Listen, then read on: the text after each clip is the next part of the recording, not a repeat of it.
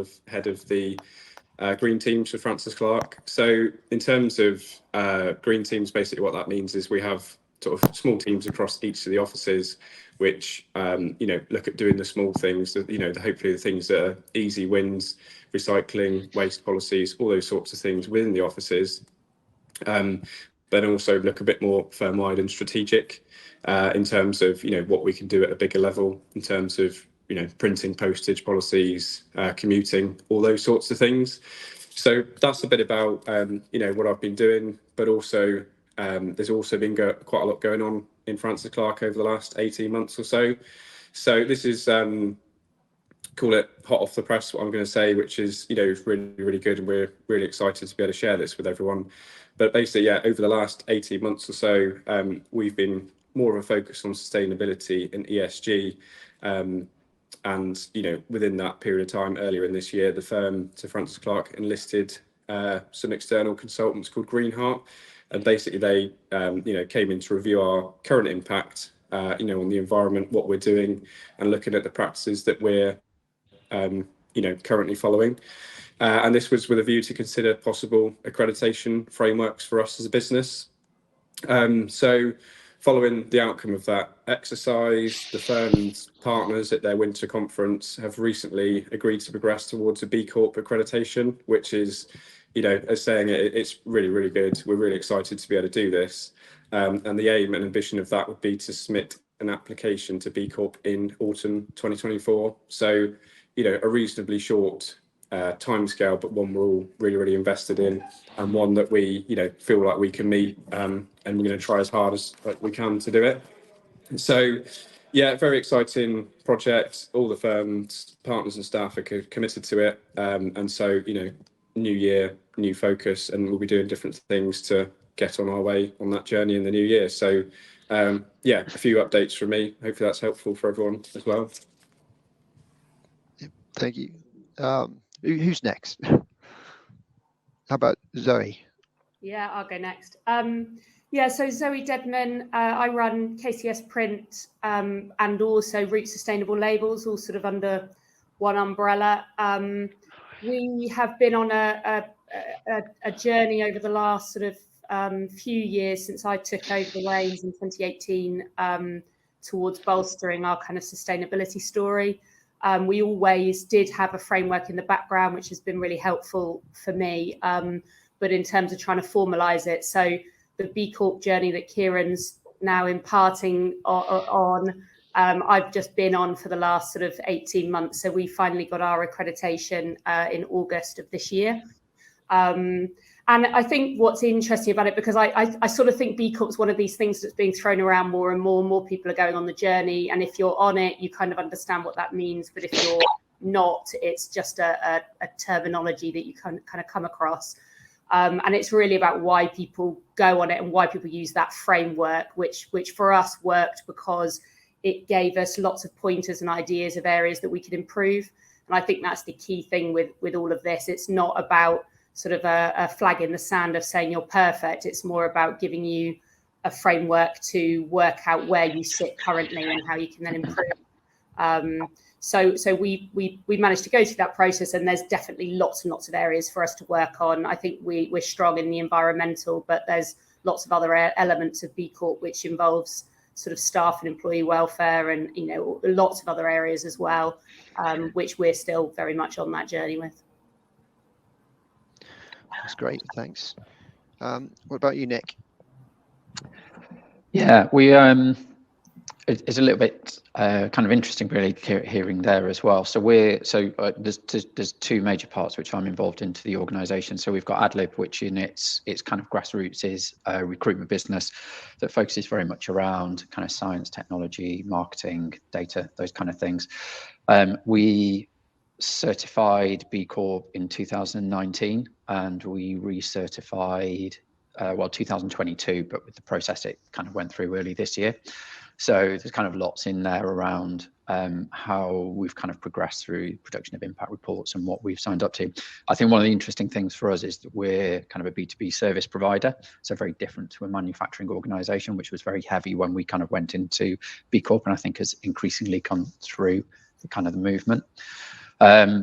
just kind of quickly within that, so within B Corp, a strong element is within community, and we have a number of communities. So one which I think is very relevant to this conversation is we run, this is not for profit, we run Green Tech Southwest Meetup, which has now got over 2,000 members, which is really successful. And we have another organisation called Motherboard, which was a business charter which focused around gender equality within the tech industry. And the spin out of that through our recertification has turned into a new impact-based business model, which focuses around pulling insight around reproductive health in women within the workplace, and the solutions that work towards gender equality. So when I think we talk around ESG, and it was touched on there, as much as sustainability, we have a very, very strong focus on people and the role that sits within that, to kind of pull everything together.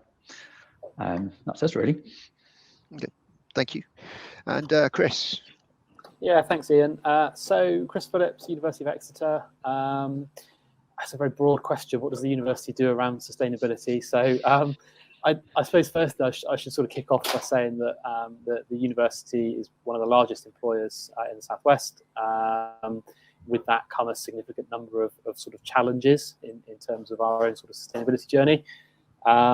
We are sort of leading the way in terms of higher education institutions with net zero ambitions to be net zero across all our campus operations by 2030, I think 2028 actually, but certainly 2030, which is a hugely sort of ambitious target when you take into account the student population, etc. as well. But I think alongside that, and probably of maybe slightly more relevance to the sort of the audience today, is the university is a real world leader in climate science. So heavily represented at COP28 over the last couple of weeks. Essentially, my role within that is to take the sort of academic knowledge and expertise that exists within the university and help turn it into practical, useful things that businesses and organisations can implement themselves. So as an example, we're working really closely with our supply chain at the moment to help them understand their environmental impact and how they can go about reducing that environmental impact.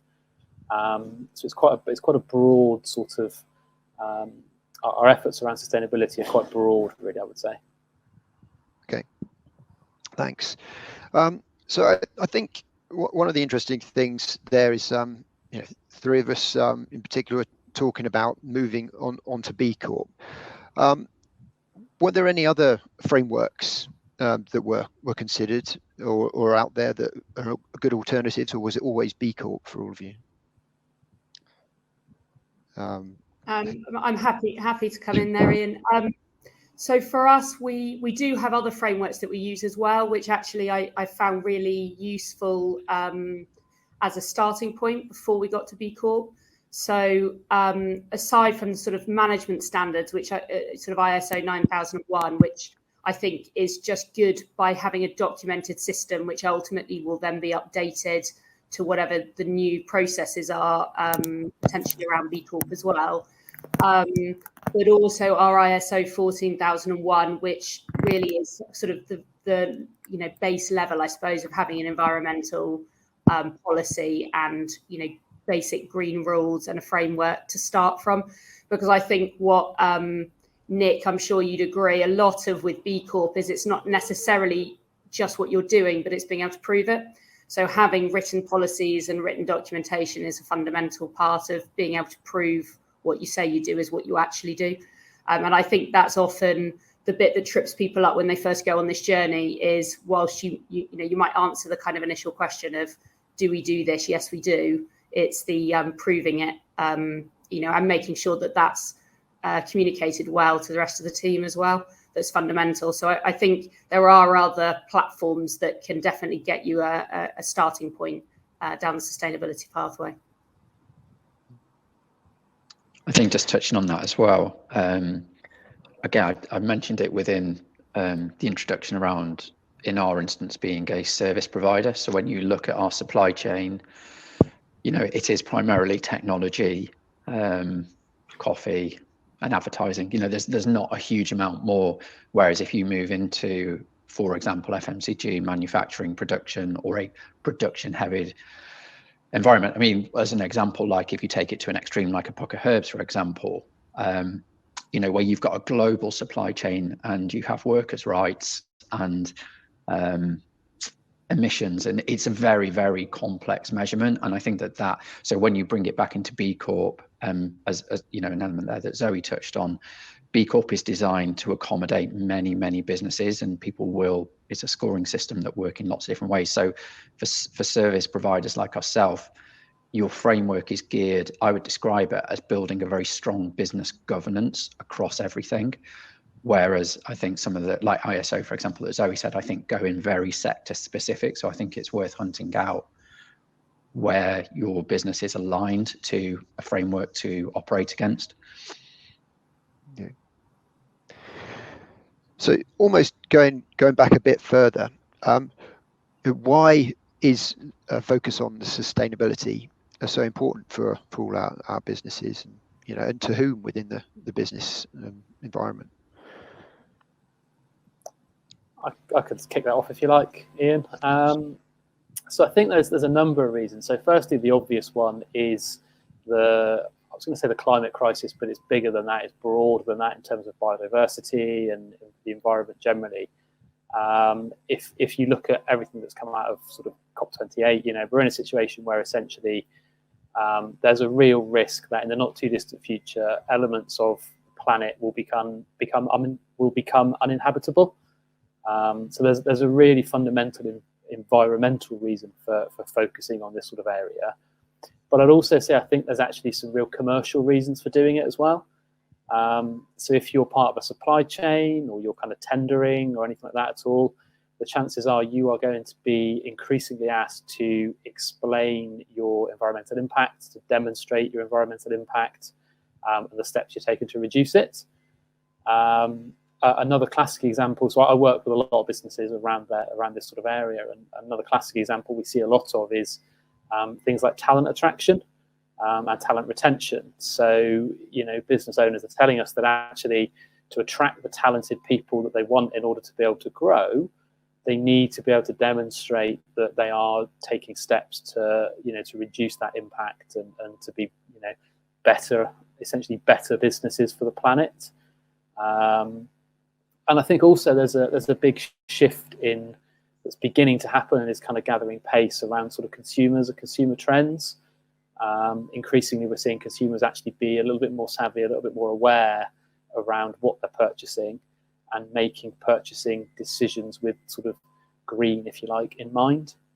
So I think there's some real commercial reasons as well as the environmental reasons for sort of embracing and moving forward on that sustainability journey.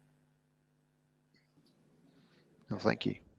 I think the recruitment point, recruiting talent, is an interesting one because I know that questions like that have come up in some of our interviews lately. Is that something you've experienced, Zoe and Nick? Yeah, absolutely. It's interesting actually, because I think there is a bit of a generational change with this as well. And I had interviews with potential apprentices just a few months ago, and for the first time, you know, I was being quizzed on what we were doing from a sustainability point of view, which I found fascinating. You know, and actually when the apprentice that we took on accepted the role, that was one of the reasons why they accepted it. Which I think actually is massively important and really positive for the future, because they'd done their research on us. They'd looked into, you know, what we stood for and, you know, seen some of the things we put out there. And that made them make that choice of sort of putting their career in our hands at the starting point, which I thought was brilliant. But I think it's also interesting the other way, that you can equally have cynicism, you know, within your workforce towards, you know, why are you spending all your time doing these things? Why are we now sort of, you know, measuring all of, you know, everything that we can measure? Why are we doing this? But interestingly, I think as people see that it's not just being done from a kind of cynical profitability perspective, they get more on board with it. But at the same time, ultimately, we are in business. So, you know, these things have got to be, we aren't a charity, you know, we are a business. So I think whichever end of that spectrum you could be coming at this from, you know, whether you're the converted or the cynical, I think when people actually see action that makes a difference, they get on board. They're more likely to get on board. Yeah, I'd agree as well. We've got sort of a recruitment business. There's a lot of work that we do around this. There's also something really interesting in, so if you look at the increase of what you would class as impact-based business models, so in our instances here, as far as I'm aware, and forgive me if I'm wrong, we are traditionalist business models that are embracing sustainability and embedding that into existing structures. Whereas actually, if you look at the rise of impact-based, like HeyFlow, our new business, its end output is an impact, which in that instance is about gender equality. When you look at so then moving it back into recruitment, the application rate against purpose-driven organizations is ridiculously higher. I can't even give you a stat on it. It is ridiculously higher to get people through the door, and also their alignment of their values before they even begin the recruitment process is already there. A little bit like you said, Ian, in terms of if you're in a supply chain or procurement and you have something like a B Corp or ISO, you have a foot through the door already because they know there's been that external thing. Similarly with values, if the values alignment's there and somebody is approaching you to work for the business, you've immediately got that starting point. So people really do respond to what you're doing, and you can look at those alignment of values before you get into skills as well. So it's a big win on employee attraction. That's right. Zoe, you mentioned some cynicism that often creeps into this sort of thing. Is cynicism within your business one of the biggest barriers, or are there other barriers that any of you've come across? Yeah, I think there's always the barrier of time. You know, you do have to actively carve out time, because as we all know, we're all up against it trying to, you know, do whatever else the business is set up to do. So time, I would say, is the easiest thing to, you know, run out of.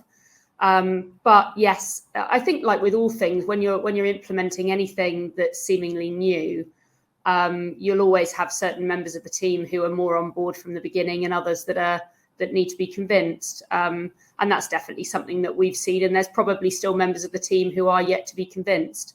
But that doesn't mean to say it's not the right thing to do. And it's not a kind of, you know, thing that we'll keep pushing forward with. And I don't doubt that with time, you know, everybody will be wholeheartedly on board.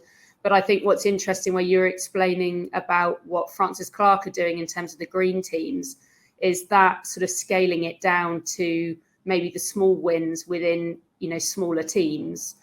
That is a really good approach because you get people then to feel like they have a say and feel like they have an input in what may be, you know, relatively small moves in the right direction, but it helps ultimately bring everybody along in the same direction. So I think that's, you know, that's a great approach. Yeah, I'll just add on to that. Thanks, Zoe. Yeah, I mean, with the green teams, obviously, you know, we've got 8 or 9 offices across the whole of the sort of south and southwest, and obviously, you know, it does take a sort of a broken down approach to make a change in each of those offices. So the green teams has been a good way to do that. Yeah, I can see the cynicism, you know, in some cases is we're an accounting firm. We've done things in the same way for, you know, for a number of years in terms of, you know, what we do in our output and how we deliver our, you know, end output to clients. And I think with everything is it all comes back to change, doesn't it? As I've always, you know, not been particularly afraid of change. I quite like it. I can, you know, see the different ways in doing things and the improvements that can make. And I think, you know, some people may be cynical because they're uncertain of what's going to happen, where they're going to go and how that's going to impact on them personally, you know, let alone the business and where they're operating, you know, or working from, but how that's going to impact on them personally. And, you know, I think we're currently in a period of time where actually it's still probably a relatively small proportion of the population are actually conscious of this and understand what's going on and what could happen. As Chris said, you know, looking further forward into the future, and if, you know, temperatures rise and all those things and the impact that has on the environment. So yeah, change can often be difficult where you are worried from a personal perspective, but also don't understand as well. And I think, something I've probably learned from being on the green teams for the last 18 months or so is, trying to understand that a bit more, breaking down some of the barriers and just trying to be a bit more understanding. And I think Zoe said about the purpose as well is it's quite difficult within a big organization at a small level to understand how you really impact on things. And something obviously with our journey towards B Corp that we're going to try and do as a green team or green teams is to sort of set our purpose and values almost on an individual basis. So we can say, as a team of, let's say, 30 people across all the offices, this is what we're going to try and achieve. And although the changes that need to be made and things we need to put in place for B Corp are much, are bigger than that because they need to be done at a firm-wide level, a higher level in terms of looking at processes and procedures and things. Is if we can define what we're going to do, we'll have buy-in and engagement from our teams, which hopefully then filters out into the offices. So it's hopefully quite a good way of, from a few people in each office, to try and change and influence maybe the culture of those offices by, sort of rationalizing it, humanizing it, and just making it more visible of, no, it doesn't really impact you too much, and this is where things are going, and these are the benefits to you as well. There's just chip it in there very briefly, Kieran. There's a phrase I always use with businesses that is, what are the low or no regret steps that you can take? So essentially, what are those kind of quick wins, those things that actually whether people are overly engaged or not, what are those things that you can do that are going to leave you with low or no regret, but still have a positive impact? And I think most organisations have a reasonably sized list of those that they can kind of start tackling and start kind of working on. I think also, just as a tip, I suppose, is something that we found really useful is where once you have then kind of worked out what your priorities are and what the purpose is for the business, is being able to boil that down to the individual sort of monthly or quarterly or whatever meetings that you have with individual staff, and marking that as part of their appraisal process. So, for instance, for us within a manufacturing environment, it's around cutting waste, increasing recycling rates, etc. And that's something that people, on the shop floor, in our example, can very much be measured on, but also is attributable directly to them. And so that's something that you could immediately, that they understand how their actions can impact that. And that's a very direct sort of way of them engaging with the process and understanding that has a part to play then in the overall of what we're trying to do. So I think that's useful where you actually boil it down for people to really understand where their engagement will have a direct impact. Yeah, just to add on to that very quickly is, we've got about 900 odd people that work, with and for us. And if every single person makes a very small change, times that by 900, it ends up probably being quite a big change. And obviously, if they, part of it is not only in the workplace, but if they could take that home, I use quite a good example of, if you happen to go to McDonald's, where they've now separated out the recycling and things, and a few years ago you probably just don't even think anything of it, and now you go, I've learned, I know the reasons why, and I separate out things, and you do it when you're at home, and you can carry that back into your own personal life. And it probably only seems like small things in the scheme of it, but actually times it by 900. If you then go home, speak to your family, people see you doing things. It's a habit, isn't it? If you get into the habit, then other people will follow as well. So and encompassing it into appraisal processes for the workplace is good, and that means that the staff and the team can be invested in their own development, because it's part of their development and their objectives and things. And also it's a way of getting the firm to help them, guide them, and set their trajectory as well. So yeah, it works at all levels, doesn't it? Have any of you had trouble keeping your team and your focus on the sustainability? Because I guess it's very easy to be enthused when you're you're in these talks, or really learning how these sort of things can help. But with the work pressures and everything, how do you keep your momentum up and your focus on these things? I could take that one from our again, it brings it back to B Corp, but because it's such good infrastructure. So effectively what we did and B Corp asks you to do is that when we certified in 2019, you create an annual impact report, and that impact report asks you to reflect back on the last year across every area. But really within that as well, you're also setting your goals for the next year. So in that instance, you can use the assessment to build in exactly what you're looking to achieve. We publish those publicly, and so on one hand, you hold yourself accountable for actually publishing it and saying we're going to set out and achieve these things. But actually, when you break it down within it, as we touched on there, you can't do it as an individual. You do it across the team, and people take those individual accountabilities. So as long as there's a good chair that's constantly checking in, and you're not doing it, if you're doing it 2 weeks before the impact report's due, then you probably shouldn't, probably wasn't all that worthwhile doing anyway. But the thing is if your mindset of the person leading it or the team leading it is, we need to embed this now, it's done, it's out the way, and then we're living it by the time we report it, you're always a step ahead. So it's tools like that that really help you give a focus to where you're going to go, rather than just kind of panicking at the last minute and thinking, what can we cobble together? Thanks. What about, oh, sorry, carry on. Sorry, yeah, I was just going to follow up with what Nick said there. The reality is with these impact reports as well, just if anyone that doesn't sort of know, is that that it is all measurable figures. So it's very much benchmarked against the year before. So you are immediately held accountable for whatever you said you were going to do and whether you've done it or not, and equally being transparent, because I think where it is important is equally to show where you failed, because nobody is perfect. Nothing does necessarily go to plan. I mean, we've all been through a tumultuous last 2 or 3 years, but that is equally as important to say, okay, this is what we aim to do. This is where we got to. There's still this much more to do. This is the new aim. But ultimately, even an annual impact report isn't going to achieve anything unless you're sort of trying to nudge that along month by month. And I don't know about how it was for you, Nick, but in the run up to B Corp for us, we were sort of having weekly meetings to keep pushing things along. In reality, I mean, we're an SME, 21 staff. We don't have capacity to have weekly meetings every week going forward forever.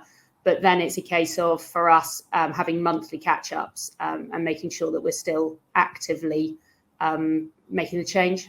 So I think it is that constant sort of pushing does need to happen, and eventually it becomes the norm. But yeah. Yeah, you just need a very good, people just need a very, very good project manager who is nudging people, all the people that will put it to the bottom of their list, and just reminding and bringing it to the front as deadlines. It's just classic project management, but it does happen. Yeah. On the more financial side, have any of you been able to access or aware of places you can access funds to assist with any of these initiatives? I think in Cornwall at the moment, there is about to be launched. I'm not sure that it's finally actually been announced, but the net zero finance from the Growth Hub. I think that's sort of what's upcoming. I don't believe it's currently launched. And last time I spoke to them, there were still ummings and ahhings about exactly what was going to be included. But I think down in Cornwall, that would be worth people looking out for. Yeah, I'd agree with that. Looking at what you've been up to this year, has anyone got any particularly key achievements you've had during 2023 that really stand out for you? Sorry, I'll jump in. So for us, I think one of the big things that we've done this year, apart from getting B Corp, is trying to look at how we can be more circular. So the sort of new part of the business for us, which is creating product labels for largely food, drink, and lifestyle brands.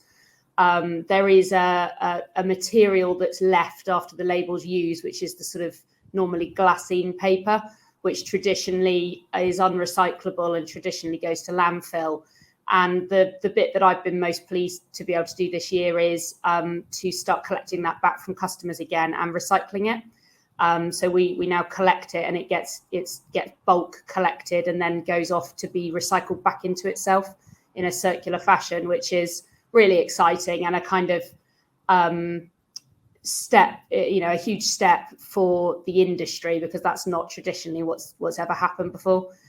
So that's been really good, and we've been able to work with another B Corp down here in Cornwall as our test case, Origin Coffee, and they've been really supportive in doing that as well.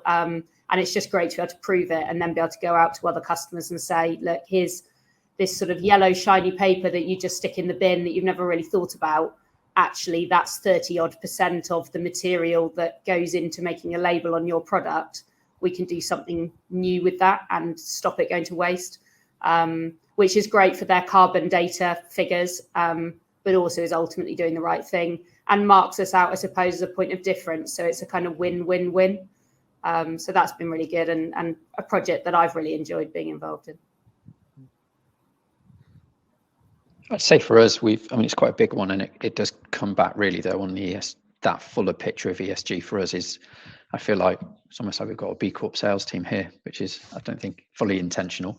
But yeah, so when we recertified this year, one of the areas where we didn't get points, which we believe we had, was around the business charter we have, Motherboard, which was supporting mums in tech. And a very long story short was that under the B Corp framework, females in technology are not classed as an underrepresented group, which is, and you don't get me started on it, I'd actually now believe that's different based on what's being published by government, but I need to take that to B Corp.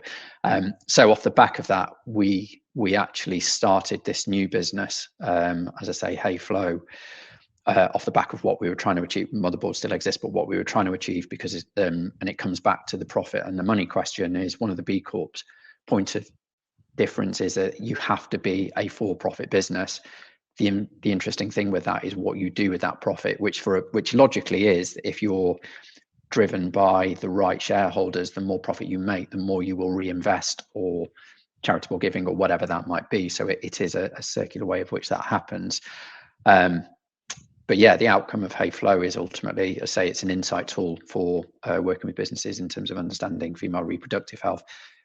Ironically, it's not for women, it's for everybody around women that need to help reduce the gender pay gap because of the drop off at 35, which is primarily a lot in industries, is 50% of women. And the flip side of that now is that we're going into seed investment, and then we're going into full series investment. So the opportunities come from within what you're doing. The world is moving and advancing, and it's not just here's my framework. As I say, B Corp's led it by being rejected on B Corp in one hand, has led us to somewhere really, really interesting. But that's been a huge thing for us this year. And yeah, it's kind of probably the most exciting thing I'm involved in at the moment. That's great. You sort of mentioned taking some stuff up with government, but what is there any greater roles that anyone thinks that the government should be playing than they already are, or similar? Sorry to jump in. Sorry, Chris, you go. I was going to say, I could probably kick that off if you like, with sort of what's happened with COP28 and everything as well, and all the kind of fallout from that, and Rishi Sunak sort of commentary a little while ago on the kind of the rollback of sort of net zero targets and commitments and everything.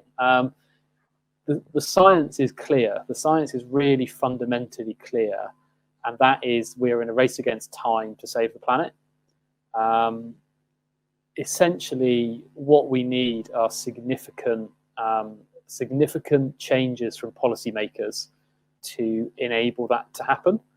At the moment, we're relying on goodwill and kind of organisations like we've got here today, kind of doing the right things and sort of embedding this stuff in. But actually, we need significant commitment from policymakers, multinationals, etc. If you look at what's come out of COP28, I'm sure everyone's kind of heard the statement around, the reducing of fossil fuels in energy. It's not enough.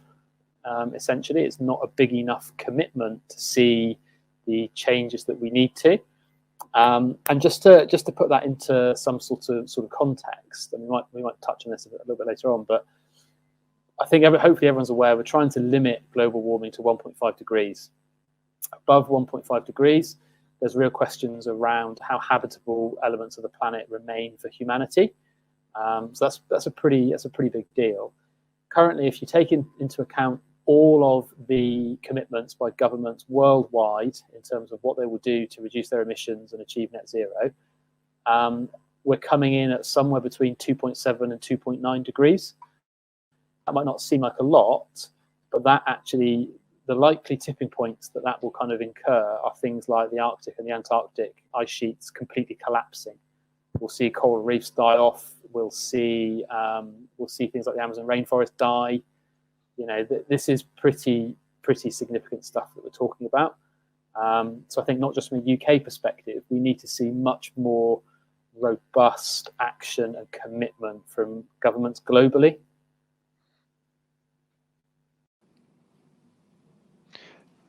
I was just going to add something on to what Chris was saying, and obviously, you know, Chris's job and role is a lot different to mine in terms of the science and everything of it. But yeah, I think, you know, everything that's talked about is, oh, well, how can we reduce using fossil fuels? But I think the bit that's probably missed is how can we think of ways to reduce, you know, take out carbon and things from the atmosphere by looking at carbon capturing and all that sort of stuff. So, you know, I guess, you know, from the things I've seen and read is a lot of subsidies and levies still go into fossil fuel companies. And obviously, I guess, coming back to your question, Ian, of what can governments do more? I suppose it's encouraging or giving more money to those types of schemes to encourage innovative and, you know, forward thinking of ways to, well, we've got the emissions and they're there, is take them out as well as reducing them.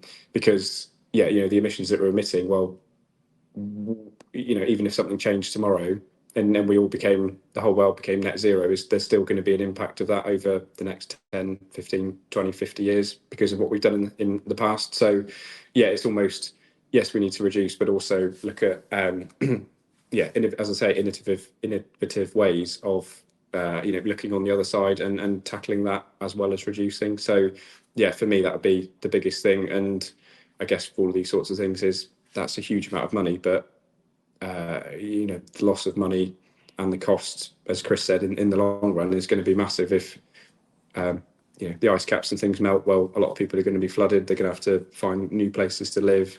So it is going to make a massive difference, and obviously there'll be a huge cost at that point in time. So one way or another, some money needs to be spent for it to for there to be a change. One thing that's worth looking at if you take it into a very practical term of today for business owners, especially SMEs, where there is no kind of red tape or stuff to get around, is there's something called the Better Business Act, which is all around lobbying government in terms of looking at articles of association, legal responsibility, how you're reporting in terms of kind of footprint emissions reduction and so forth, and trying to introduce systems across all businesses as to how that happens on an annual basis. But it's well worth everybody looking at, because if you're aligned in terms of the belief, that is a live thing that people can go and do today, and the more people that get behind it, the more weight it will hold with the government conversations. That makes things very accessible. There's also the opportunity for the government to sort of lead from the front. I mean, obviously, the licensing of new coal fields, etc., doesn't exactly put the government at the forefront of this as it stands. But where it comes to things like government procurement, etc., there is a sort of nod to some of these topics. But I think it's interesting when you look at the weighting that's given to sort of sustainability of a business when going for sort of government contracts compared to price. It's still very much the case that you can win some of these large government contracts whilst doing almost nothing from a sustainability point of view, purely by being the cheapest. So the government could definitely make great strides in that direction. I mean, because actually, if you think about Cornwall, for instance, you know, Cornwall Council is one of the biggest purchasers of goods down here, and you know, if they were to make their decisions based on sustainability of their supply chain, they would probably use different suppliers in certain circumstances. So I think there's also, yes, there's very much the sort of national level government decision making that takes place, but also that goes right the way down through local government as well, to leading from the front on this subject, and incentivizing businesses to do the right thing as well, because ultimately businesses that are doing the right thing need to still be profitable to be here to carry on doing the right thing as well. So I think both of those things could be dealt with in a more proactive fashion from a governmental point of view. Thanks. Chris, just going back to you on COP28, which I've heard some people describe as a farce, while this morning I believe there were standing ovations at the finish. But are we in the business world likely to feel any effects from what's gone on in the last few days? I mean, I think it would depend on the type of business and probably the size of sort of organisation. Realistically, not massively. I wouldn't suggest in the next, certainly in the next sort of, in the short term. I think one of the wording around the sort of commitments that's come out from COP28 is a little bit woolly. It's around fossil fuels rather than, around fossil fuels and energy, rather than around fossil fuels sort of globally. I know Saudi Arabia were one of the real sort of panelists who were really digging their heels in and not prepared to sort of compromise. I think when you have, there was also, I can't remember the numbers off the top of my head, but there was a much more significant presence there from oil companies and the like this year versus previous years. In some ways, great to get them around the table. In other ways, perhaps not so powerful, because essentially this whole fossil fuel sort of industry is still very much kind of stuck in the we're going to dig up oil and we're going to do something with it sort of thing. So I think initially probably not that significantly. What I would say is in terms of sort of businesses generally, certain organisations have to report on their emissions as an example. So things like streamlined energy carbon reporting and the like. That is only going to become more prominent. So picking up Zoe's point around sort of local authorities and everything else, some of that stuff is in place, and is again only going to become more and more prominent. I think you're likely to see more tenders with a higher sort of skew, a higher weighting towards sustainability. I think you're likely to see the threshold of where you have to develop, robust carbon reduction plans that currently sits at 5 million. I think you're likely to see that threshold come down significantly.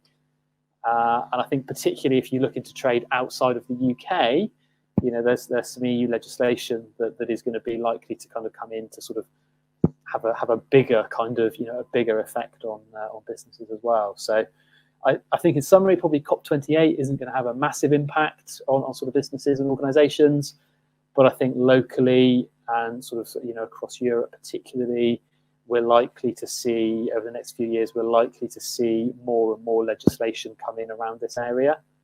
I suppose what I would just say is in terms of the stuff around COP and everything as well, is that generally speaking, whenever throughout human history, whenever there's needed to be a significant change, whether that's something like the abolition of slavery, whether that's something like, women's rights and getting the vote, it's never been done through legislation.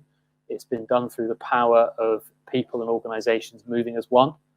And I think that's what we have to do, is not rely on sort of policymakers and things like COP and the like, but actually we've got to grab the bull by the horns and just get on with it ourselves. That's great, thanks.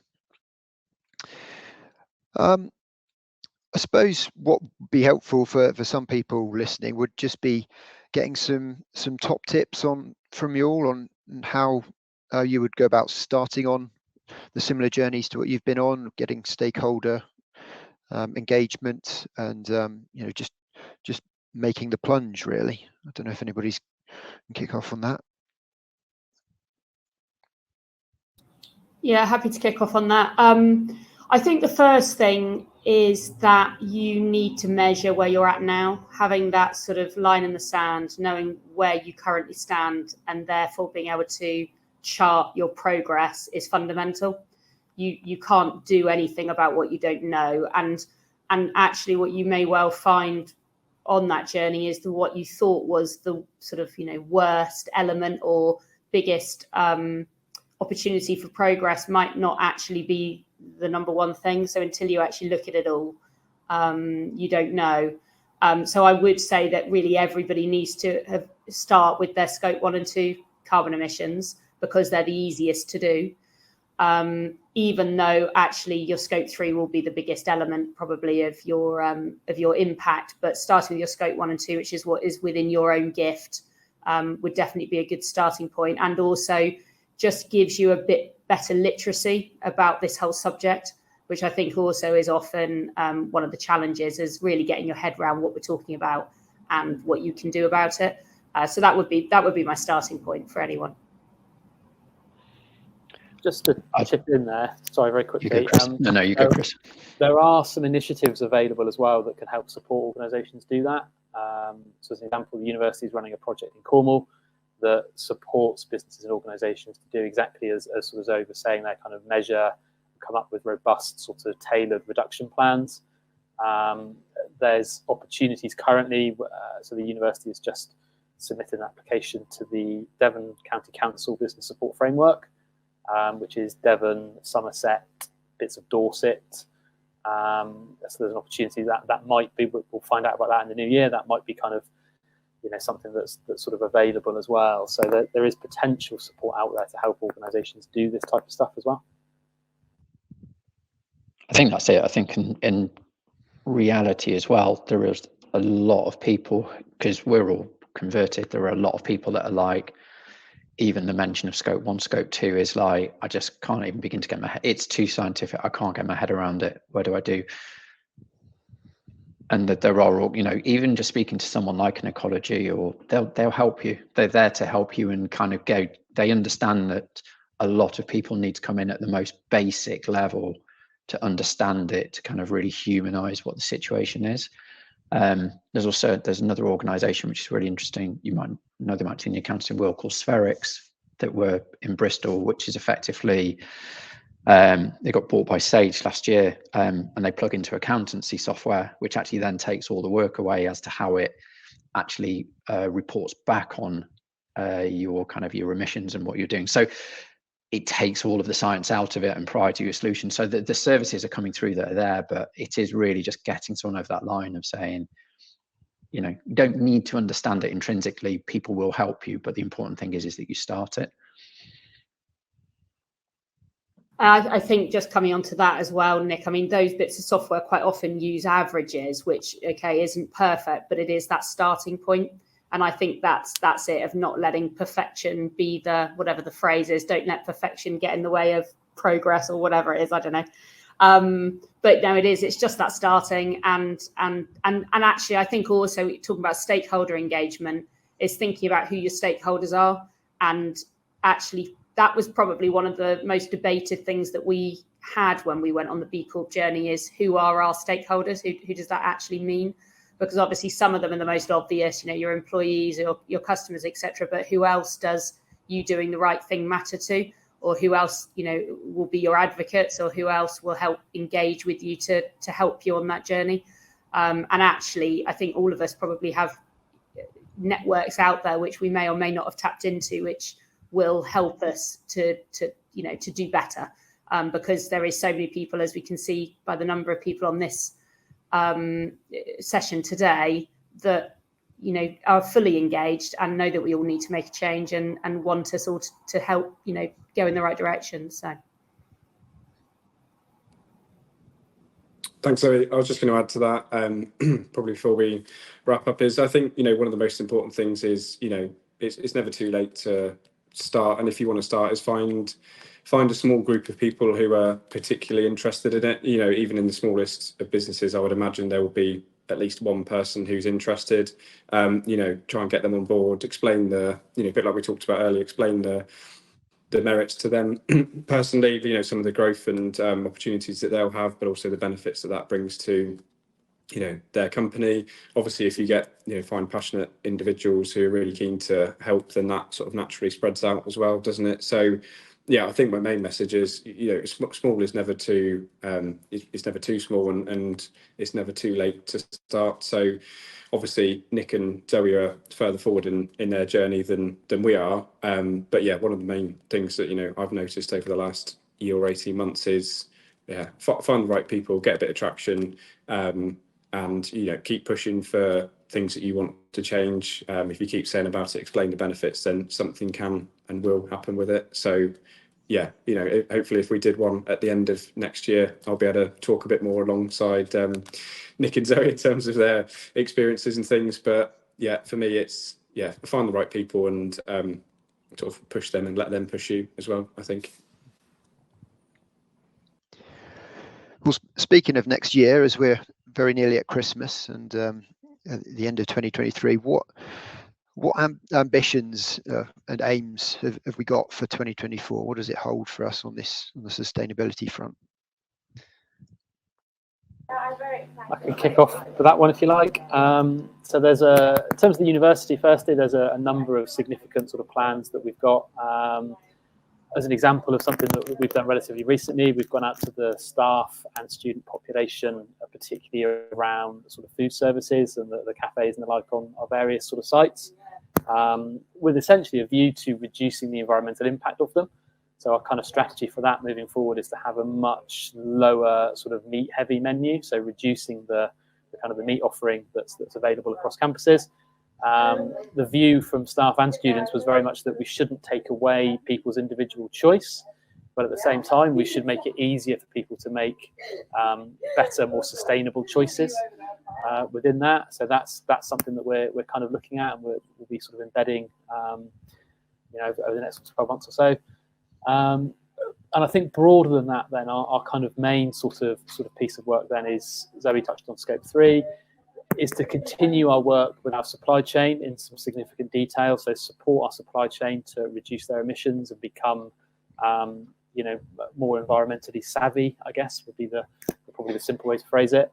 And then alongside that, to continue the work that we're doing with businesses and SMEs in the wider sort of outside of our supply chain, but in the wider sort of southwest area, to again support them to understand their impact and take steps to reduce their impact moving forward. So some pretty significant plans in terms of sort of business and sort of business sustainability.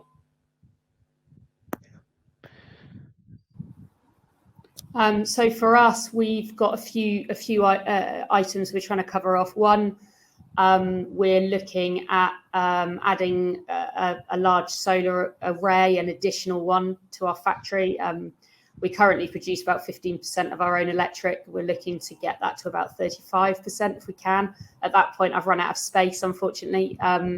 So we're looking to do that. We're also looking at upgrading some of our equipment to be more energy efficient. Again, manufacturing, the biggest thing that we use is electric. We've already gone to wholly renewable electric that we buy, but obviously the more that we can produce on site ourselves, the better.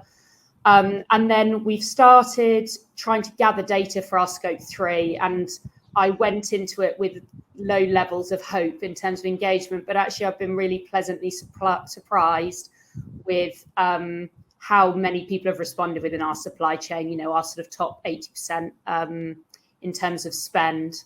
And we're just now sort of starting to get data back, which we'll be starting to analyse next year, with the aim of having a starting point of our scope 3 data towards the end of next year. And then we can look at, how we start reducing it. But actually, it's interesting that already our supply chain are sort of engaged with the fact that we're asking the question. And whilst they may not have the answers, they are actively working with us to try and get the data. And that's really positive. We're not expecting everyone to be perfect, but the conversation going in the right direction is definitely a great start. Our big one is around data storage, which is a huge project for us. So we migrated CRM systems last year, and we've got kind of 18 years worth of information, which is no longer incredibly relevant, but actually is a huge impact from an environmental point of view. And we're a small business, we're like 50 people. When you scale that across every organization, which ties back in very much with what we talk about Green Tech Southwest and Tech ethics. So we are looking at effectively how do we strip that down to what we need and what processes and automations come in to remove at source what's unnecessary across every piece of technology within the business. Nice. I'll finish up, shall I?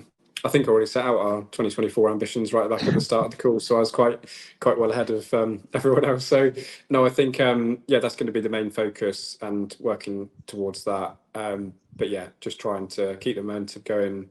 As I say, find the right people, add to the team, and just drum up engagement. I think the biggest challenge, but also the biggest benefit, will be just trying to work out how to change the culture for the better, so that people, it's part of their job roles, like we've spoken about.